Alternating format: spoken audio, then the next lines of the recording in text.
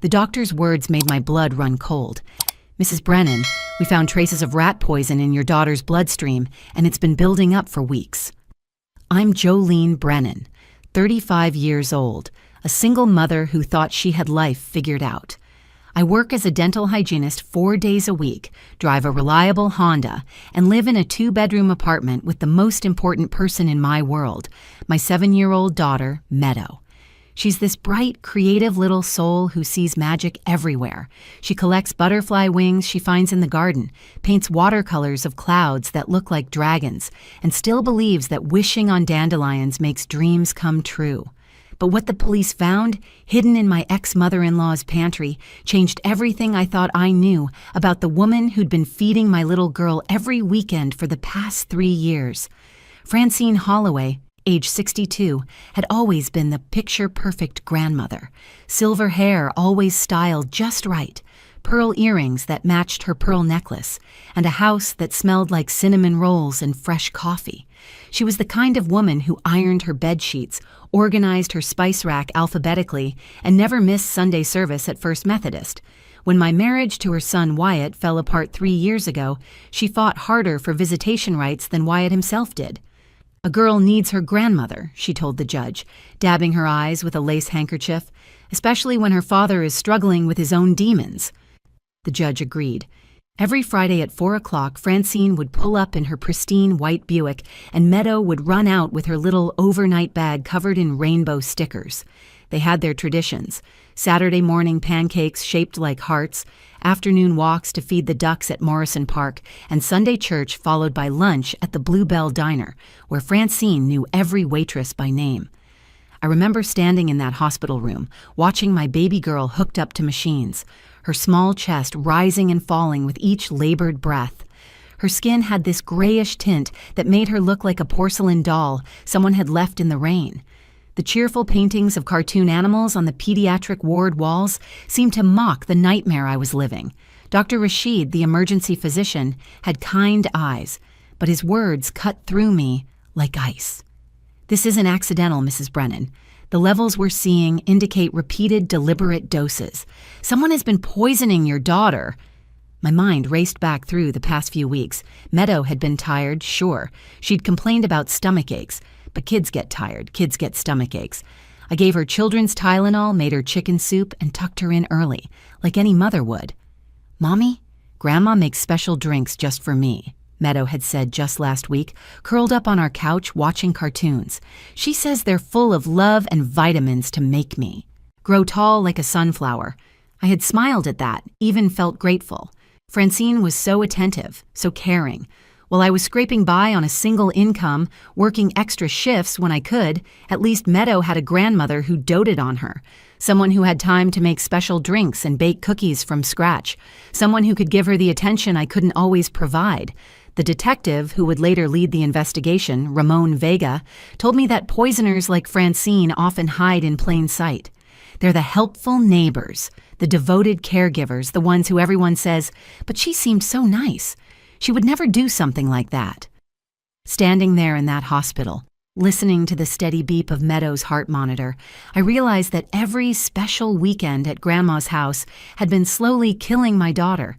Every goodbye kiss Francine planted on Meadow's forehead, every time she buckled her into that spotless Buick, every wave from my apartment window as they drove away, I had been handing my child over to someone who was methodically poisoning her. The worst part was how Meadow talked about those weekends. "Grandma says I'm her special girl. She says I'm the only good thing that came from Daddy." She would come home with her nails painted pink, her hair in perfect braids, and stories about the secret garden in Francine's backyard where they planted flowers just for the butterflies. But now I knew the truth. Behind those pearl earrings and that grandmother's smile, behind the fresh-baked cookies and the bedtime stories, Francine Holloway had been feeding my 7-year-old daughter rat poison, measuring it out as carefully as she measured flour for her famous sugar cookies, stirring it into smoothies, and telling my baby it was their special secret. Life as a single mother means you become an expert at juggling. I'd drop Meadow off at Riverside Elementary at 7:30 sharp, race to the dental practice where I worked, spend 8 hours staring into people's mouths, and still manage to pick her up from after-school care by 5:30. Tuesdays were ballet, Thursdays were art class at the community center, and every other weekend used to belong to Wyatt until he decided Jack Daniels was better company than his daughter. That's when Francine stepped in. "Jolene, dear," she'd said, sitting across from me at my kitchen table 6 months after the divorce was finalized.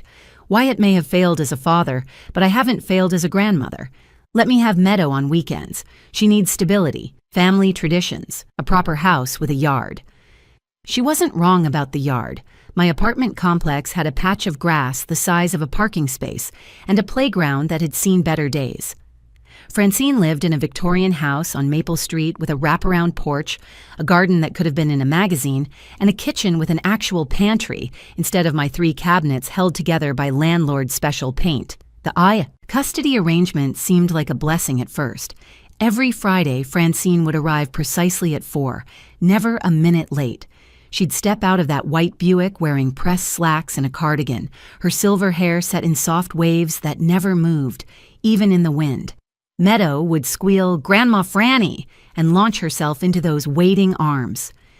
"Did you pack Mr. Buttons?" Francine would ask, referring to the stuffed rabbit she'd bought Meadow for her 5th birthday. "He's already in my bag, Grandma, and I brought my new coloring book to show you." They had their whole routine down.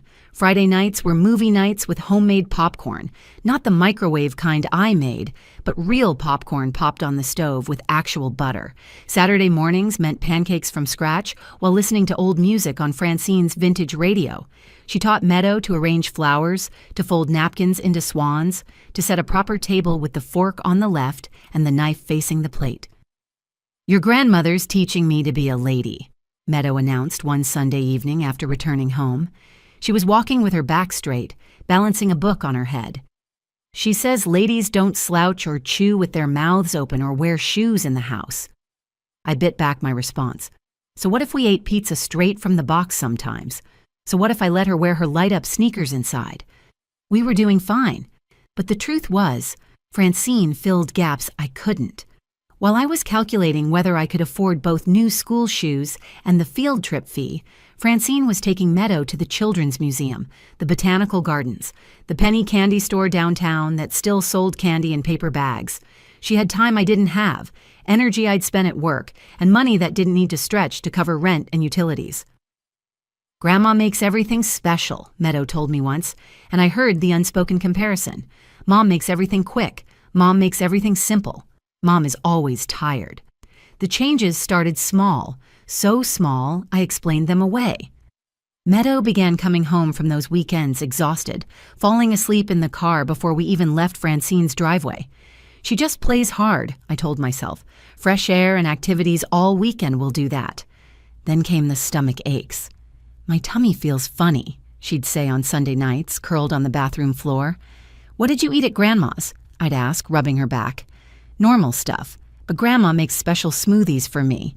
She says they're full of vitamins because you forget to give them to me sometimes." That stung, but I let it go. Francine had raised Wyatt on her own after her husband died young. She knew about single motherhood. Maybe she was right. Maybe I was forgetting things, too overwhelmed by work and bills and keeping everything afloat. 2 weeks before the hospital call, I noticed Meadow had bruises on her legs. "I fell at Grandma's garden," she explained.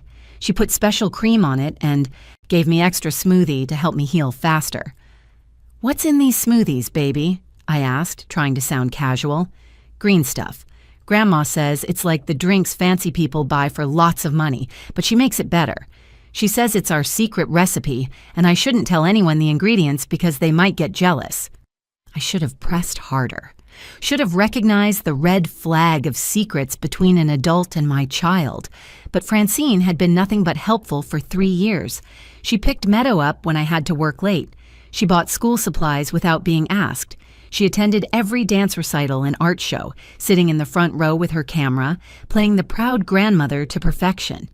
The Friday before everything fell apart, I watched them drive away like always. Meadow waved from the back seat, already chattering about their plans to bake cookies for her teacher. Francine smiled at me, that same serene smile she'd worn at Wyatt's and my wedding, the same smile she'd maintained through our divorce proceedings. "Don't worry about a thing," she called out the window. "I'll take perfect care of her." Those words would haunt me later, playing on repeat as I sat in that hospital room. Perfect care. She certainly had taken care to be perfect in her deception, perfect in her doses, perfect in her performance as the devoted grandmother no one would suspect. Tuesday afternoon started like any other. I had my hands in Mr. Peterson's mouth, scaling his lower teeth while he tried to tell me about his grandson's baseball game. The clock on the wall read 2:47 p.m. I remember because I was thinking I had just enough time to finish up, sterilize my instruments, and maybe grab a coffee before my 3:30 appointment.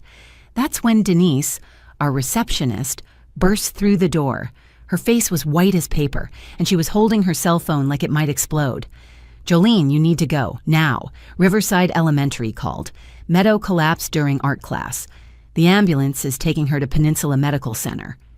The dental tools clattered onto the tray. Mr. Peterson sat up, still wearing his bib, saying something about hoping everything was okay, but his words sounded like they were coming from underwater. My hands were ripping off my gloves, my feet already moving toward the door. Denise pushed my purse into my hands and car keys into my palm. "Go, Dr. Mitchell will handle your appointments." The drive to the hospital was a blur of red lights I barely stopped for and honking horns I didn't hear. My mind kept replaying the morning. Meadow had been tired, moving slowly at breakfast, pushing her cereal around the bowl. But she'd been tired for weeks. Kids get tired. It's normal. Everything had been normal. The emergency room at Peninsula Medical Center smelled like disinfectant and fear. I found Meadow in Bay 3, surrounded by machines and medical staff. She looked so small on that adult-sized gurney, her rainbow dash t-shirt cut open to make room for the heart monitor leads. An IV dripped clear fluid into her tiny arm. Her eyes were closed, her face pale as fresh snow except for dark circles that looked like bruises. Mrs. Brennan, a doctor in green scrubs, approached. His badge read Dr. Akil Rashid, and he had the kind of calm voice that probably soothed most parents. It terrified me. "I'm the attending physician. Your daughter is stable, but we need to talk." He led me to a small consultation room with cheerful whale paintings that seemed obscene given the circumstances. Dr. Rashid pulled up a tablet showing me numbers and graphs I didn't understand. Meadow's blood work shows severe abnormalities. Her liver enzymes are dangerously elevated, and she's showing signs of coagulopathy. Her blood isn't clotting properly. These symptoms are consistent with systematic poisoning. Poisoning?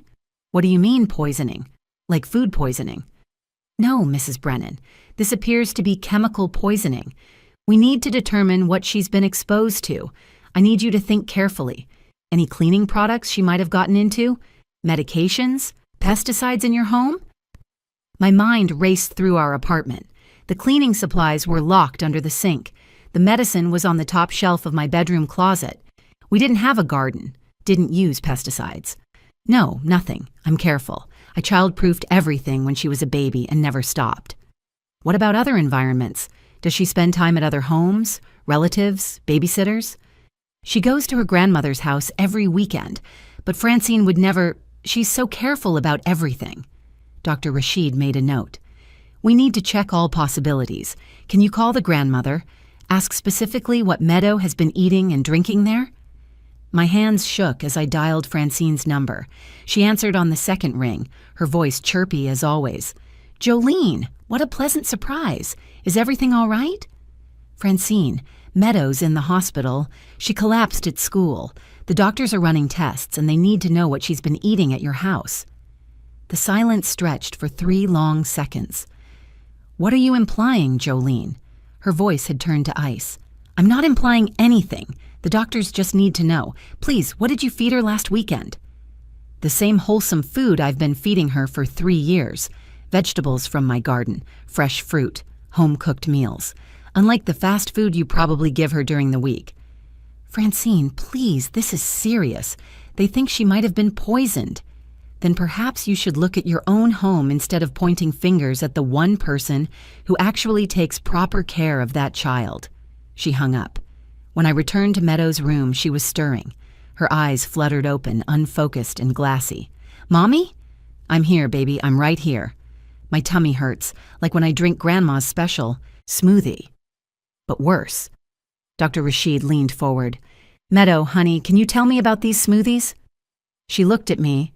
Then at the doctor, her little face scrunched in concentration. They're green. Grandma says they have special vitamins to make me strong because Mommy forgets sometimes. She puts the green powder in and tells me it's our secret garden magic.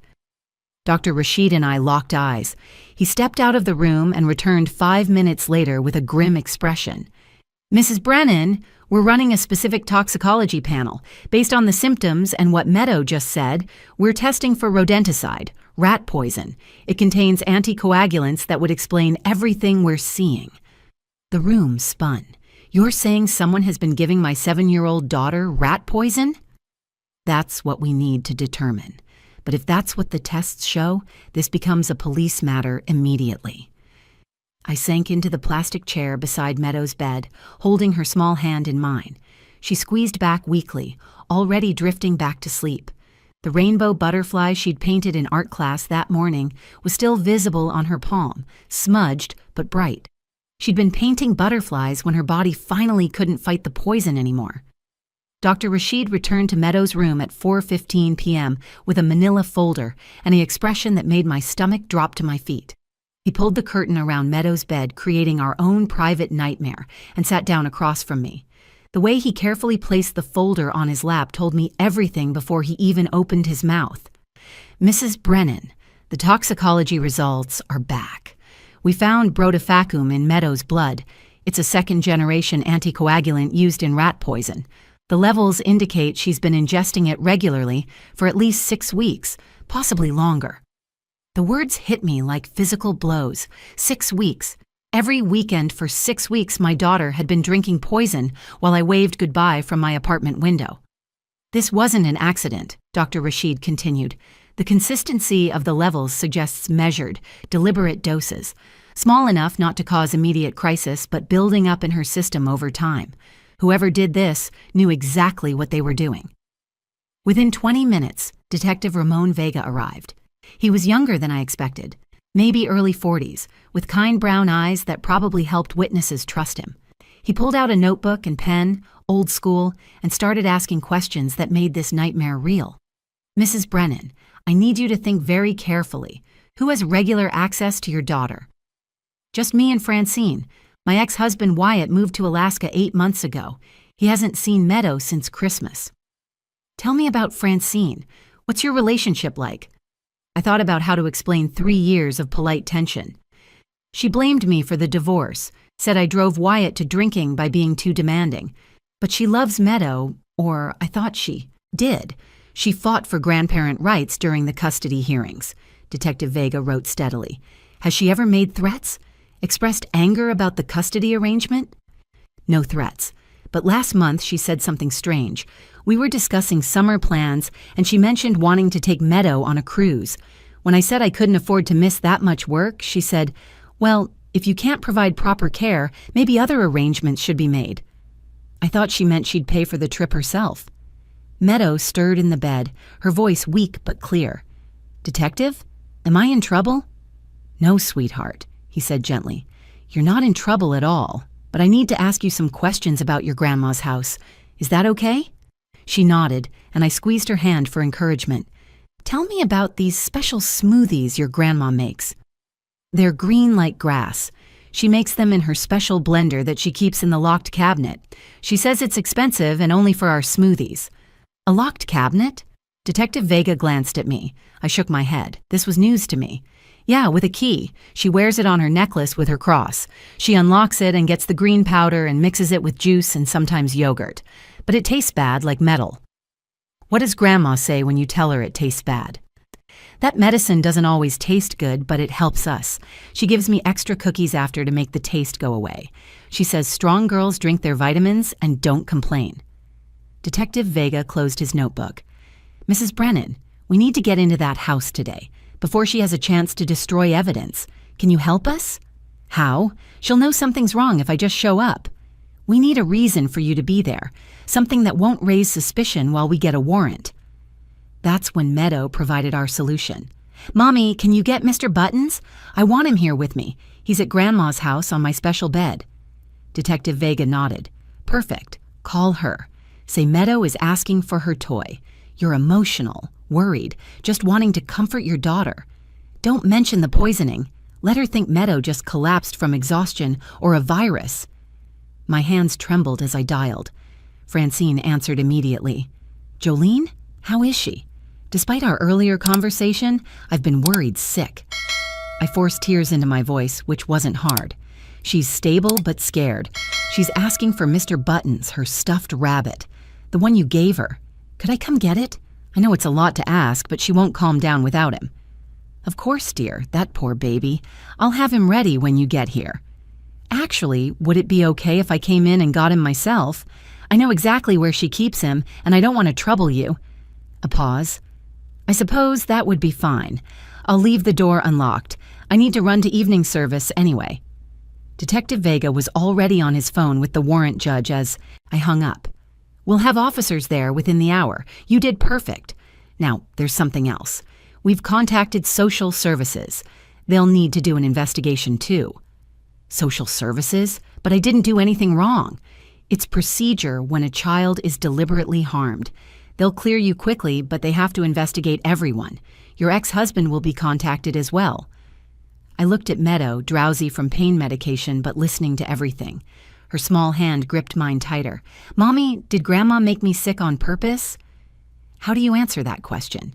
How do you tell a 7-year-old that someone who baked her cookies and braided her hair and called her precious was slowly killing her? We're going to find out, baby. The police are going to help us find out exactly what happened. Detective Vega stood up. I'm heading to coordinate the search team. Mrs. Brennan, stay here with Meadow. We'll call you as soon as we know something. As he left, I heard him on his phone. I need a hazmat team at 447 Maple Street, possible chemical evidence, and bring a computer forensics guy. If she researched this, I want to know. Detective Vega called me at 6:43 p.m. I was sitting beside Meadow's bed, watching her chest rise and fall, counting each breath like it might be the last one. His voice was tight with controlled anger. Mrs. Brennan, we need you to stay calm. We're at Francine's house. You need to prepare yourself for what I'm about to tell you.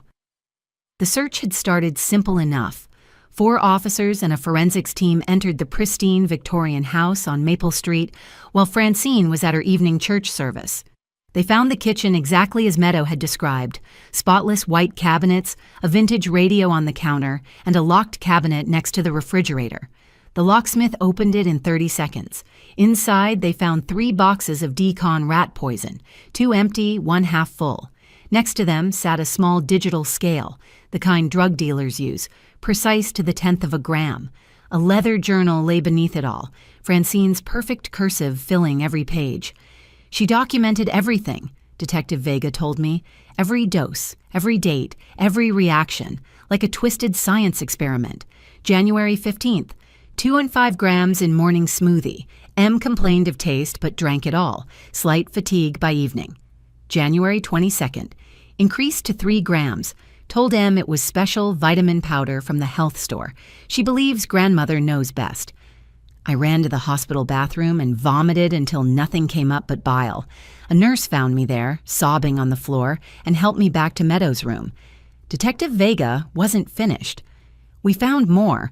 Her computer history shows she researched this extensively. Articles about brotifacum poisoning, how long it takes to build up in the system, what doses cause illness versus death. She knew exactly how much to give to make Meadow sick, but not kill her immediately. Why? I choked out. Why would she do this?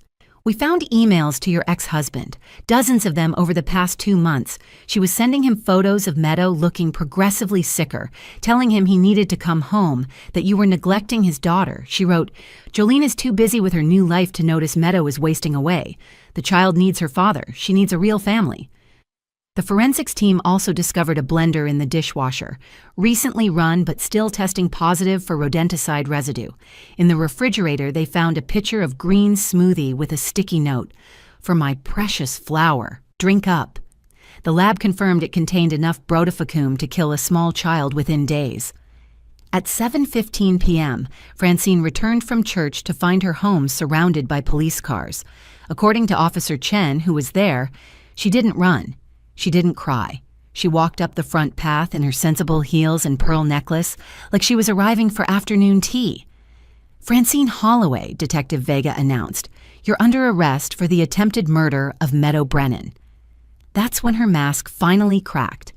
But instead of remorse, what poured out was rage. "That woman destroyed my family," she screamed, her perfectly styled hair coming loose as officers cuffed her. "She drove my son away with her constant demands.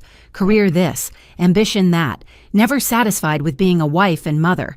She poisoned him against me, made him choose between his mother and that selfish girl. Now he's drunk in Alaska while she plays the victim single mother." Detective Vega recorded every word as she continued her confession, thinking it was justification. "I wasn't going to kill Meadow. I'm not a monster. Just make her sick enough that the courts would see Jolene as unfit. The plan was perfect. Meadow would need constant care. Jolene would lose her job missing so much work, and then who would the courts turn to? The grandmother, who's always been there, who has a proper home, who knows how to raise children right." "You systematically poisoned a 7-year-old child," Detective Vega stated flatly. "I was saving her. From a mother who puts her career before family, who feeds her fast food, who lets her watch cartoons instead of reading classics. Meadow deserves better. She deserves what I can give her." The worst revelation came when they found Francine's phone. The photo gallery contained hundreds of pictures of Meadow over the past 6 weeks, documenting her declining health like trophies. Pale skin, dark circles, bruises from the blood not clotting properly. Each photo dated and labeled. Week 1, slight pallor. Week 3, fatigue increasing. Week 5, bruising as expected. She had also been in contact with a family lawyer, inquiring about emergency custody procedures for when a parent is deemed unfit due to medical neglect. The appointment was scheduled for next week. Detective Vega called me again at 8 p.m. "There's more. We found evidence she did similar things to your ex-husband when he was a child. Medical records from the 1990s showing repeated hospitalizations for mysterious illnesses that doctors couldn't explain. Classic Munchausen by proxy behavior. She kept him sick to keep him dependent." "That's why Wyatt can't handle stress," I whispered, the pieces falling into place. "That's why he turns to alcohol. She programmed him from childhood to believe he was weak, that he needed her to take care of him." The detective's voice softened. "The district attorney is charging her with attempted murder, assault on a child, and poisoning. With the evidence we have, she's looking at 15 to 20 years minimum. She won't hurt Meadow again." I hung up and turned to my daughter, who was awake now, listening with wide eyes. The color was starting to return to her cheeks thanks to the vitamin K treatments combating the poison. "Grandma's not coming back, is she?" Meadow asked in a small voice. "No, baby, she's not." "Because she put bad things in my smoothies?" "Because she hurt you. And people who hurt children have to face consequences." Meadow was quiet for a moment, processing this betrayal in the way only children can, with a directness that cuts through adult complexity. "She said she loved me most, but people who love you don't make you sick, do they, Mommy?" "No, sweetheart, real love protects. It doesn't poison." Meadow spent 2 weeks in Peninsula Medical Center. The vitamin K treatment slowly reversed the poison's effects, but watching her recover was like watching a time-lapse video of a flower blooming in reverse, then forward again. First, the bruises faded from purple to yellow to nothing. Then the color returned to her cheeks, pink replacing gray. By day 10, she was sitting up in bed, painting butterflies with the watercolor set the nurses brought her. The trial took 3 months to begin. During that time, truths about Francine Holloway emerged like roaches when you turn on a light. The prosecution found medical records from 1987 through 1995, when Wyatt was between ages 5 and 13, 47 emergency room visits, mysterious stomach ailments that disappeared the moment social services got involved, then reappeared once they closed the case. One doctor had written in his notes, "Mother seems unusually knowledgeable about symptoms, almost eager to discuss child's illness, recommend psychological evaluation." Nothing was ever done. Wyatt flew in from Alaska for the trial 6 months sober and looking healthier than I'd seen him in years. We met at a coffee shop before his testimony, and for the first time since our divorce, we really talked. "She did it to me too," he said, staring at his black coffee. "I just remembered it differently. Thought she was taking care of me, protecting me from a world that would hurt me. Even when I got older and realized something was wrong, I couldn't face it. Easier to drink it away than admit my mother was poisoning me.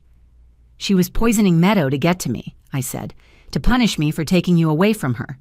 No, Jolene, she was poisoning Meadow to get Meadow. You were just the obstacle.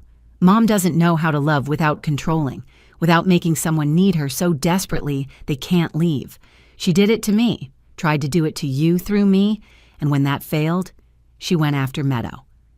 At the trial, Francine sat perfectly dressed in a navy suit, her silver hair styled, wearing the same pearl earrings she'd worn to every school event, every grandmother-granddaughter lunch. She looked like everyone's ideal grandmother, which made the evidence even more chilling. The prosecutor presented the journal, reading entries aloud that made jury members visibly recoil. The photos of Meadow's deterioration were blown up on a screen, each one dated, each one showing my baby getting sicker while Francine smiled and baked cookies and played the devoted grandmother. When Francine took the stand in her own defense, she still couldn't admit wrongdoing. I was helping my granddaughter build her immune system. Modern children are too sheltered, too weak. A little hardship makes them stronger. By giving her rat poison? The prosecutor asked. By giving her carefully measured supplements that would create temporary discomfort but long-term benefits. The jury deliberated for less than 2 hours, guilty on all counts. The judge sentenced her to 18 years, declaring her a clear and present danger to children, particularly those in her own family. As court officers led her away, Francine turned to look at me. No apology, no remorse, just cold fury at having been caught. The real recovery began after the trial ended. Meadow started therapy with Dr. Patricia Morse, a specialist in childhood trauma who had an office filled with stuffed animals and art supplies. For the first few sessions, Meadow wouldn't talk about Francine at all. She'd paint butterflies and talk about school, about her friends, about anything except the grandmother who'd tried to kill her with kindness. Then one day, 3 months after the arrest, she painted a picture of 2 houses, one small and colorful with flowers and a smiling sun, one large and dark with perfect windows, but no light inside. "This is our home," she said, pointing to the small house. "And this was Grandma's house. It looked pretty on the outside, but felt sick on the inside. Like the smoothies. They were the color of grass and gardens, but they were poison." Dr. Morse helped both of us process the betrayal. She taught me to stop blaming myself for not seeing the signs sooner, and taught Meadow that trusting people wasn't wrong, even when that trust was broken. "Bad people sometimes look exactly like good people," Dr. Morse explained to Meadow during one session I was allowed to observe. "That's not your fault. Your job is to tell trusted adults when something feels wrong, when someone asks you to keep secrets, when your body feels sick. You did that. You told your mommy about the smoothies and the funny taste. That helped save your life." 6 months after the arrest, Meadow and I moved to a new apartment across town. Fresh start, new school where nobody knew about the grandmother who made the news. I found a better-paying position at a pediatric dental practice where they understood why I sometimes panicked when parents mentioned grandparent visits. Wyatt stayed in touch, really stayed this time. He moved back to Oregon, not to our town, but close enough to visit. He and Meadow are rebuilding their relationship slowly. Supervised visits that involve hiking and museum trips and 0 mentions of his mother. He's been sober for over a year now. The hardest part was learning to trust again. Every time someone offered to watch Meadow, every time she went to a friend's house for dinner, every time she ate something I hadn't prepared myself, my chest would tighten. But kids are resilient. Meadow bounced back faster than I did. By her 8th birthday, she was running around the park with her friends, eating cake someone else's mother had baked, being a normal kid who happened to have an abnormal story. She still paints butterflies, but now they're emerging from cocoons, wings spread wide against bright skies. At her last checkup, Dr. Rashid declared her completely recovered, no lasting physical damage from the poisoning. "Children's bodies are amazing," he said. "They can heal from things that would destroy adults. But some lessons stay with you. Meadow knows now that love shouldn't come with conditions, that real affection doesn't require secrets, that feeling sick isn't normal and should never be ignored. She knows that butterflies are beautiful precisely because they transform, leaving their toxic cocoons behind to fly free." Last week she asked me, Mom, do you think Grandma Francine loved me at all? Even a little bit? I thought carefully before answering. I think she loved the idea of you, the idea of a granddaughter she could control and shape. But real love, the kind we have, that means wanting someone to be healthy and happy and free, even if it means they don't need you as much. That's the kind of love you deserve, and that's the kind you have.